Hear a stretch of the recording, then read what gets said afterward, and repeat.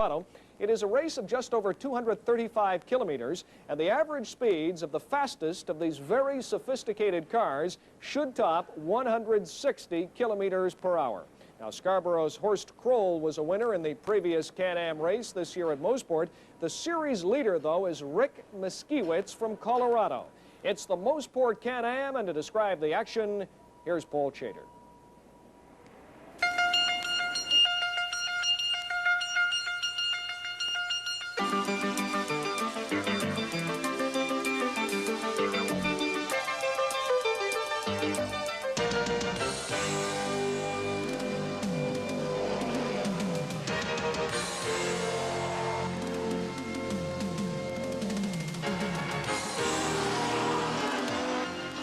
This is the start line where the very first Can-Am race got underway back in 1966.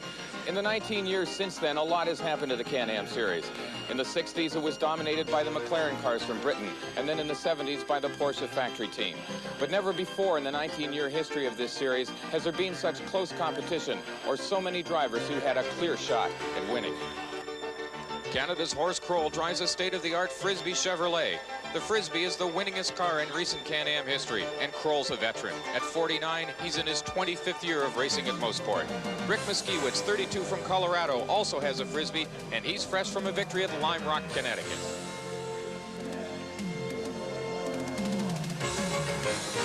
Mr. Consistency, Dr. Lou Sell, 51 from Hawaii, a high point scorer in every race this season with his 2-liter March BMW. He leads the driver standings.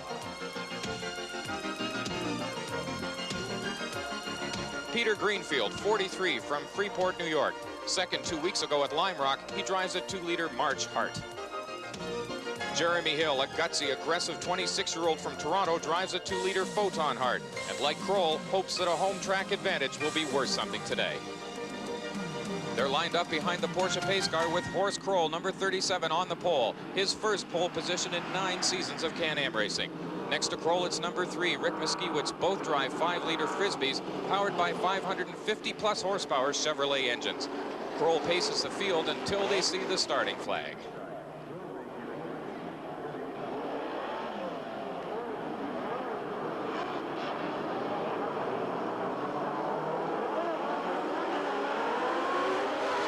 There's the green flag, and they're off. Going into turn 1, Miaskiewicz on the front row has the advantage over Kroll. On row 2, Jeremy Hill has beaten Lou Sell into 3rd place, and Bruce Langson's big red Frissbes has come around the outside of Greenfield, and it looks like he wants to get by Sell as well. At corner 2, they're nose to tail, Miaskiewicz ahead of Kroll.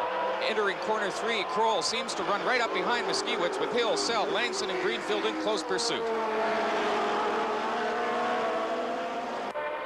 At Moss Corner, the first 6 are nose to tail. So far, there are no surprises with Miaskiewicz and Kroll leading the field in their big 5-liter Frissbes.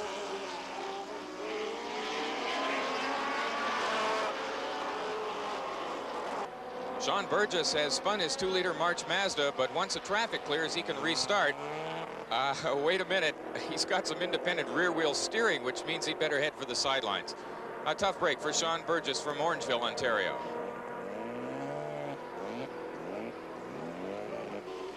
Entering the S's at the end of the Mario Andretti straightaway, Miaskiewicz and Kroll are still nose to tail, and Langson has used his 5-liter Frissbes Chevrolet to take 3rd position as the 2-liter cars of Hill, Sell, and Greenfield have fallen back on the long uphill straight. Into corner 1, Miaskiewicz, number 3, leads Kroll, number 37. For Miaskiewicz and Kroll, this appears to be a repeat of their last race at Lime Rock, Connecticut just a few weeks ago. Kroll could get close and challenge, but he couldn't get past. So far at Mosport, Kroll has no demonstrable home track advantage.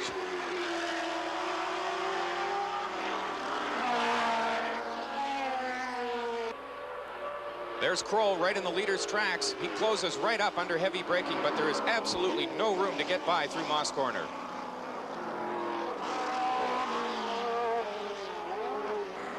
The striped yellow and red flag warns of oil on the racetrack. As always, the Mosport safety marshals are on their toes to warn the drivers of dangerous conditions. It's the end of lap 3, and the leading duo have already pulled 3 seconds ahead of 3rd place Langson, who still has his mirrors full of Jeremy Hill and Lou Sell. Miaskiewicz, number 3, Frissbes, is the car which carried Al Unser Jr. and Jacques Villeneuve to consecutive Can-Am titles in 1982 and 83. With Unser driving, it established a lap record here at Mosport, which lasted for 2 years. Kroll's number 37 is an identical copy built by Kroll in his Scarborough racing shop near Toronto. Today, they're a perfect match for each other, with each driver looking for his second win of the season, a win that could carry him into the Can-Am Series points lead.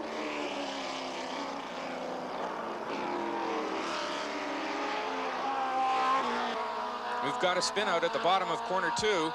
It's Peter Greenfield's 2-liter Roll tangled in the safety catch fencing. Fortunately, Greenfield is out of the car safely. And there's Jim Gustafson's Lola with heavy front-end body damage. He's heading for the pits for repairs.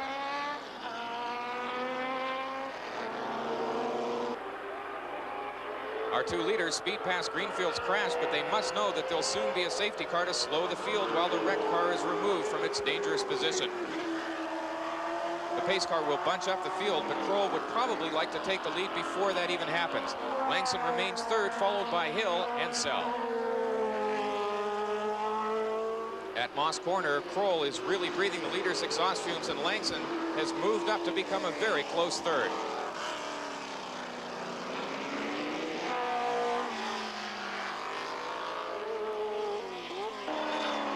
Gustafson is taking his crippled Lola into the pits, and there's a safety marshal clearing some of the debris from the track.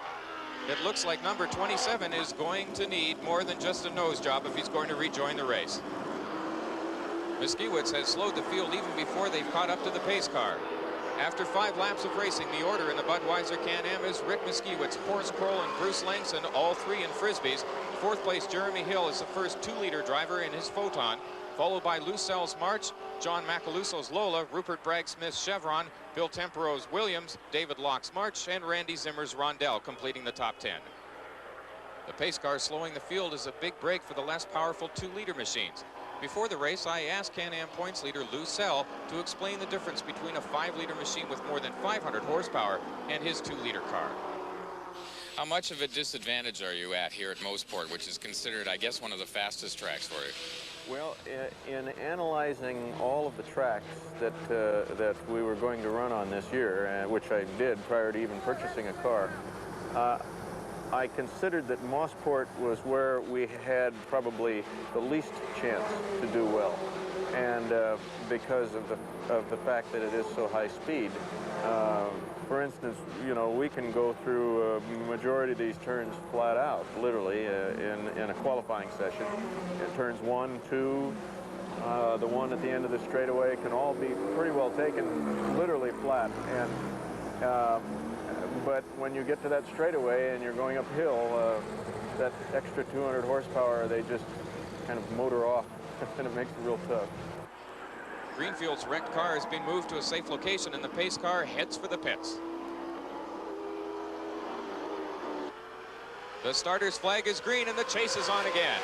This time, Langson's Frissbes is ahead of the 2-liter cars of Hill and Sept, and he has high hopes of getting pulled along in the draft by the Miaskiewicz-Kroll battle. Into the difficult downhill corner 2, Kroll moves right into the race leader's wheel tracks, but Langson and the others are already falling behind.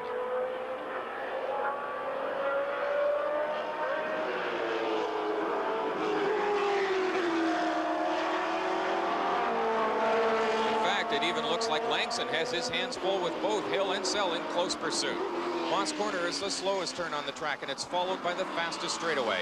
If Kroll can stay very close to Miaskiewicz coming out of Moss Corner, he may be able to use the lead car's slipstream at the end of the straightaway. At the same time, if Miaskiewicz has any top speed advantage, this is where it will show up. As they enter the S's, Kroll stays close to the leader, but neither seems to have any advantage on the straightaway. On the other hand, number 70, Bruce Langson, has used his top speed advantage to pull away from the underpowered 2-liter cars of Hill and Sept. Race leader Miaskiewicz sees the Can-Am Series as a career opportunity. The Can-Am Series is probably the premier sports car event in the United States. The cars are, throughout history, the fastest cars in the sports car category. The Can-Am cars have a reputation of being a difficult car to drive.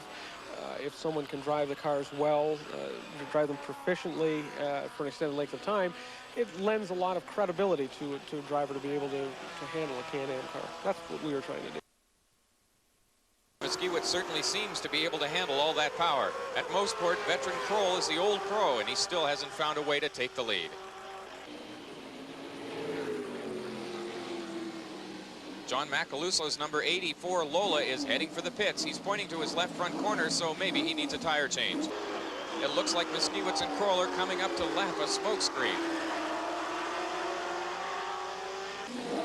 Macaluso is on his way again, and so is Randy Zimmer after a stop to check an oil leak. At Moss Corner, there's Bill Tempero smoking number 15 with the two race leaders right behind. This could be the sort of situation Kroll can take advantage of to grab the lead. Lapping slow cars may be the only way for Kroll to get the lead. There's Lucelle entering the S's, flat out through the turn. Sell is just as fast as Miaskiewicz and Kroll, so Miaskiewicz had better pick his spot to pass as soon as possible. There goes Kroll. He's making his move up the inside, going into corner one beside Miaskiewicz into turn one. He's got him, but Miaskiewicz still hasn't got past Lucelle, and he almost loses it coming out of turn one, going up into corner two. With Miaskiewicz temporarily held up, Kroll is going flat out to build up a cushion. This is the situation Kroll has been looking for, and he's going to make the most of it.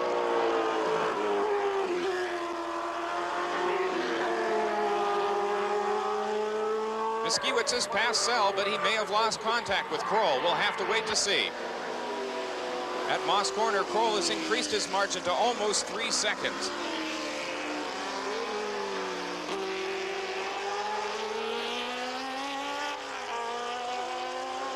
What a burst of speed from Kroll. Catching Lucelle on the front straight gave Kroll a clear track through the high-speed turns 1, 2, and 3. And by the time Miaskiewicz recovered, Kroll had broken loose from his pursuer.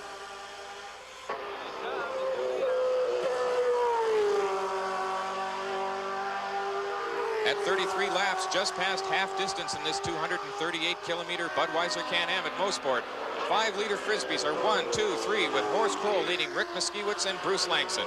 Fourth overall and first of the 2-liter machines is Canadian Jeremy Hill. We'll be back.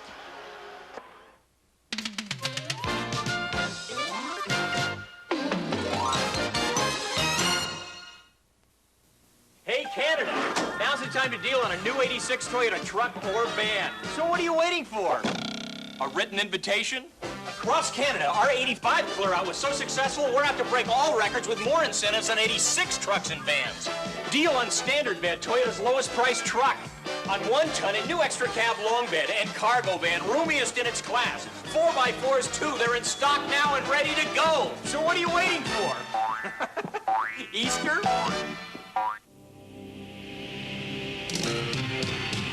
More Montreal, more Winnipeg, more Calgary, more Edmonton, more Toronto. For the business traveler, Air Canada has more flights, more often, with more non-stops to more major Canadian cities than any other airline. And moreover, their superb connoisseur service. More Halifax, more Ottawa. Fly Air Canada and get more. More Vancouver, more Montreal. Stetson, cologne for men. When your man likes his fragrance with style, Stetson fits when he likes it easy to wear. Stetson fits when he likes his fragrance comfortable. Stetson fits. And now, you could win a trip for 2 to Las Vegas via American Airlines. Stetson's Wheel of Fortune contest with over 1,000 prizes. Stetson fits. Stetson, cologne for men.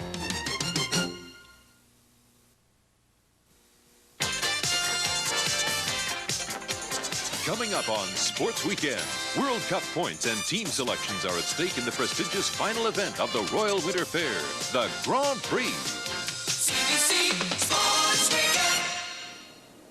And we are back live to a deserted Olympic Stadium in Montreal on this Grey Cup Eve, 1985. Good afternoon again, everyone. I'm Brian Williams. Lots more to come today. We're going to have a visit from CFL Commissioner Doug Mitchell. He'll join us live in our broadcast booth. One thing we'll talk about is the announcement yesterday by Ed Ricard and Charles Bronfman that they have a long-term commitment to Canadian football in this city, and the Montreal Concord are going to be in business for a long time. Now, Speculation was rampant that the Concorde would be folded next week. They had an announcement to come next week. The reason being people thought they were going to fold is they were waiting till after Grey Cup to make the announcement. Well, yesterday, a very pleasant surprise for the Canadian Football League and for all of us interested in the CFL. Ed Ricard and Charles Bronfman announcing that long-term commitment to the CFL, and we'll get more on that when Commissioner Doug Mitchell joins us later this afternoon.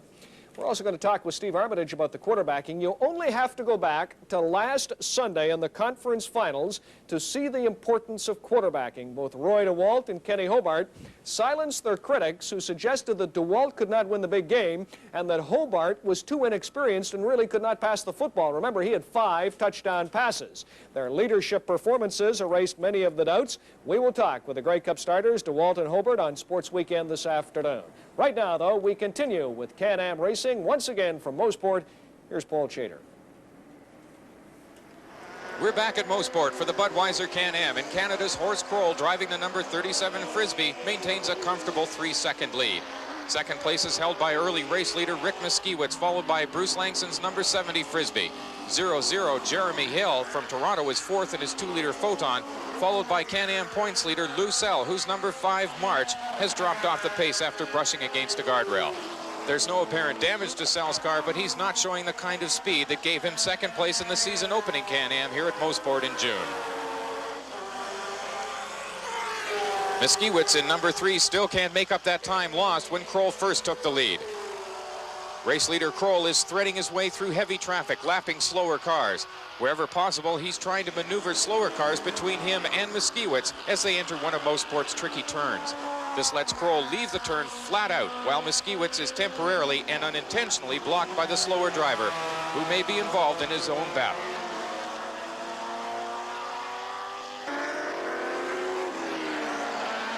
Number 14, Randy Zimmer's Library Special, is catching up after an early pit stop with an oil leak. He's about to be lapped by second place Miaskiewicz.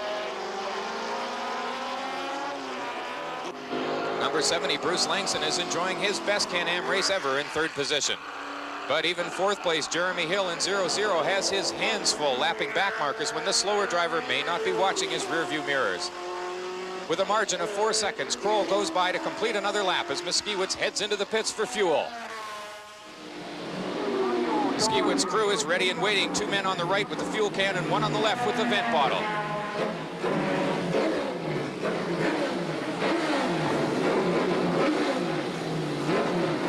The stop is a good one. 9 seconds from stop to restart, and number 3 is back in the race. Kroll on his own now, almost half a lap ahead, but he too will have to make a pit stop. And if he's not fast enough, Miaskiewicz could retake the lead. There's Miaskiewicz at corner 2, about to lap Cliff Dawson's 2-liter March. Dawson takes a tight line, giving Miaskiewicz the fast line to corner 3.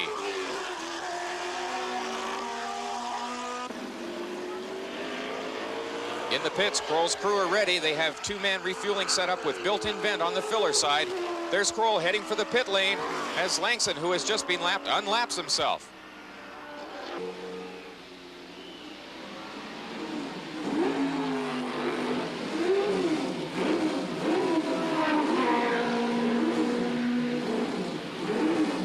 It's a quick one, 7 seconds, and Kroll's on his way with his lead intact.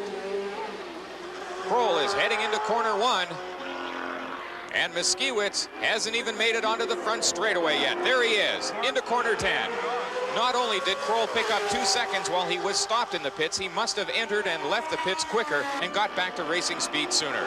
It's third place Bruce Langson's turn now as he brings number 70 into the pits.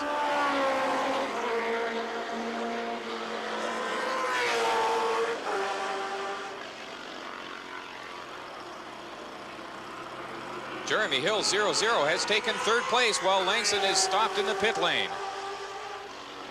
Langson's crew is finished in 9 seconds, but he isn't as quick getting away. The crew having to push him out of the pit lane. To many, Horst Kroll is the grand old man of Can-Am racing.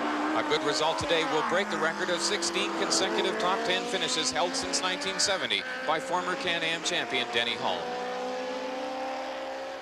Horst, you've covered a lot of ground on this track, and I understand you're setting some kind of a record this weekend for competing in Can-Am races.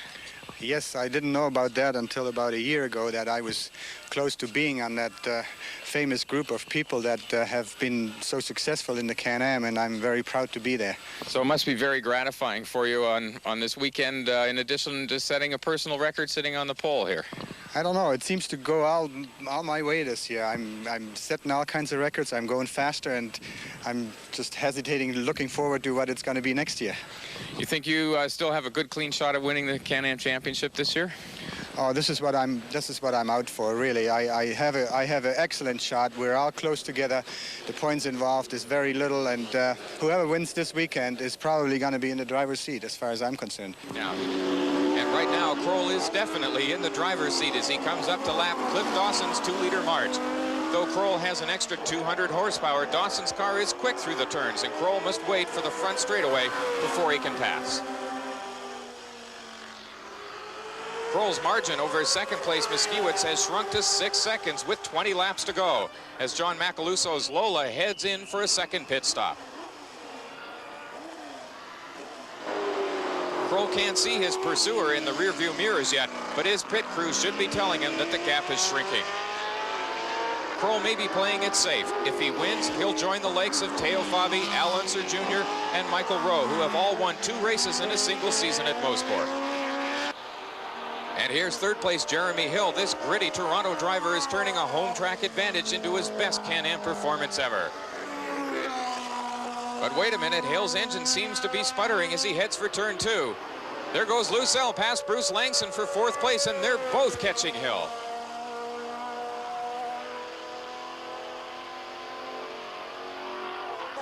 There's Jeremy Hill coasting off the track.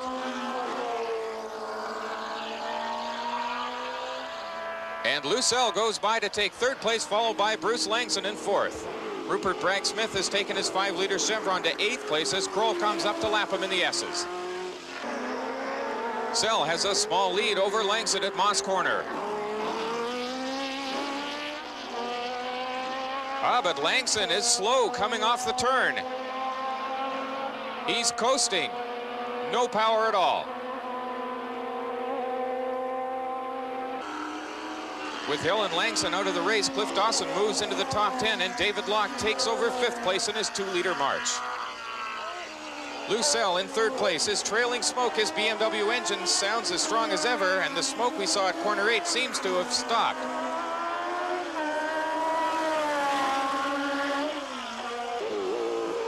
Kroll's really on the move now. A win today could give him the Can-Am Series lead. The pace car out on the track once again. Langson's car is stalled on the track in a dangerous position, so safety requires a tow truck and the pace car. This will nullify Kroll's lead for sure.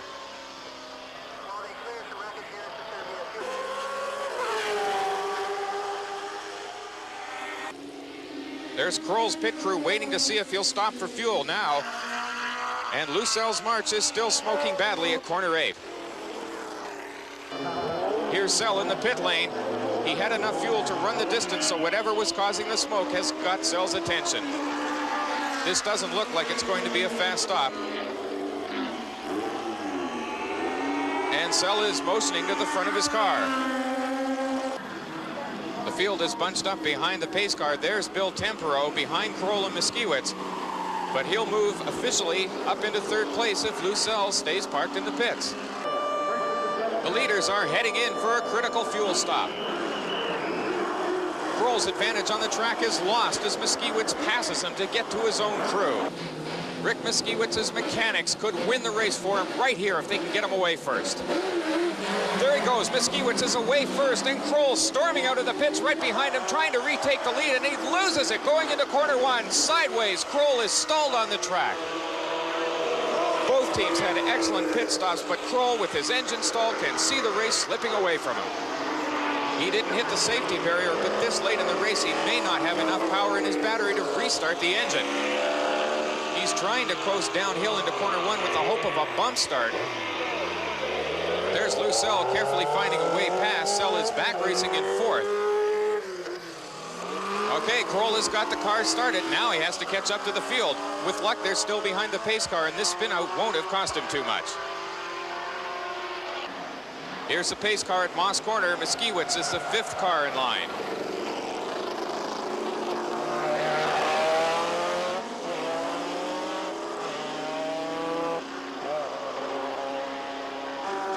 Here's Sept and Kroll at corner 3. It looks like Kroll wants to catch up faster than Sept, but the rules say Kroll can't pass during a full course yellow flag, and the pace car on the track. Langson's disabled car comes in on the end of the wrecker's rope. The pace car will head for the pits, and we have 11 laps to go to the checkered flag in this Budweiser Can-Am.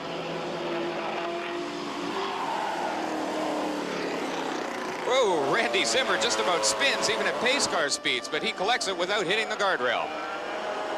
The green flag is waving, and look at the traffic jam. Miaskiewicz has 4 slower cars ahead of him, while Kroll has 3 between him and the leader.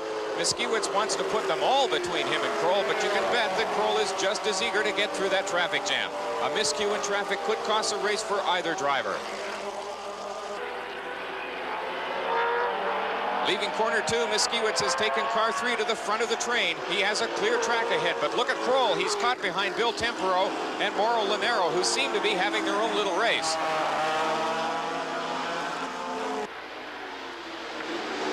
At Moss Corner, Miaskiewicz has 2 lap cars and 5 seconds between him and Kroll, but with some good luck, Kroll will use his superior horsepower to get some clear track in front of him.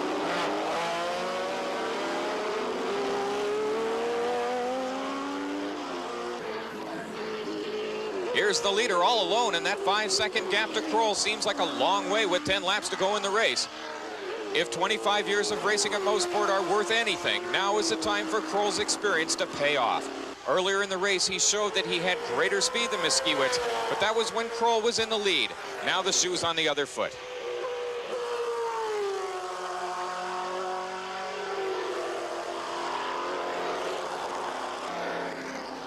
After 50 laps with 10 to go, Miaskiewicz and Kroll will stage a flat-out sprint to the finish line.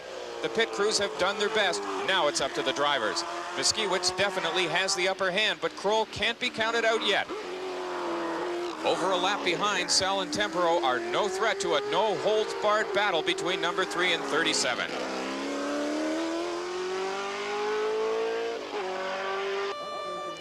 Here's Sept in the pit lane again, and this time he's going very slowly. It looks like the whole nose section of the car is moving up and down. At speed, that's probably more than a little unsettling for the Hawaiian dentist. If they can't fix that problem, he'll be finished for the day.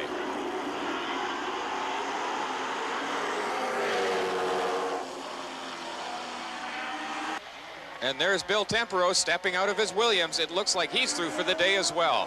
This will move David Locke to 3rd and John Macaluso to 4th.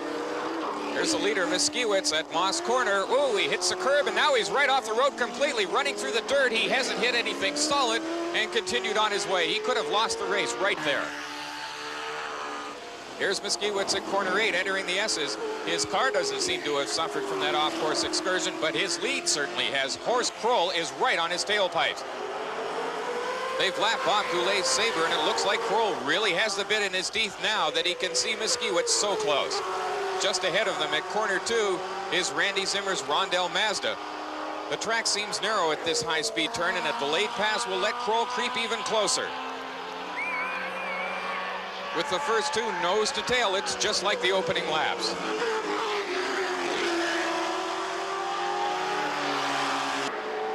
More slow cars at Moss Corner, and Miaskiewicz just can't afford to put a wheel wrong. There's a psychological advantage here, but who has it?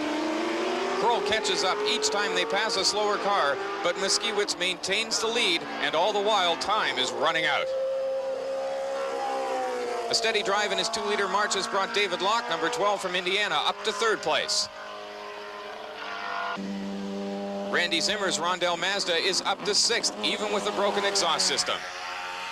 But all eyes are on the first 2. Kroll can't get much closer, but he also can't get past. It's utter frustration for the Canadian, and for Miaskiewicz, relief in the form of a checkered flag to signal his 2nd Can-Am win in a row, and the lead in the Can-Am point standings as well.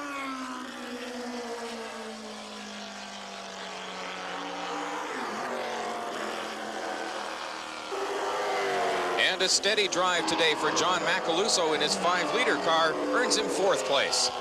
3rd overall and 1st of the 2-liter cars is David Locke, followed by Macaluso, Mauro Lanero, Randy Zimmer, Cliff Dawson, Rupert Bragg-Smith, Sept, and Bill Tempero.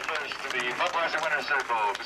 We'll pick up 4th place. Rick, it was a close one. It sure was. They keep getting closer all the time. You had a little off-track excursion down at corner 5? Yeah, I cut some of the grass back there coming out of 5. It looked a little long, so I thought I'd trim it down a bit. That let Horst gain a few yards on you. Were you getting nervous the last few laps? Well, it was just very, very slippery out there. There was oil all over the track, and it was just slippery, very slippery. It was like ice skating out there. And your crew made up some time on a pit stop. No kidding. They earned their money this week, didn't they? Congratulations. Thank you very much. Miaskiewicz leads the Can-Am standings with 60 points, followed by Kroll with 55, Lucelle with 49, Bill Tempero and Randy Zimmer tied with 33, and Peter Greenfield with 28. I'd like to introduce you to... There's a quote of Mark Twain's that may well apply to the Can-Am series. He said, "Reports of my death have been greatly exaggerated."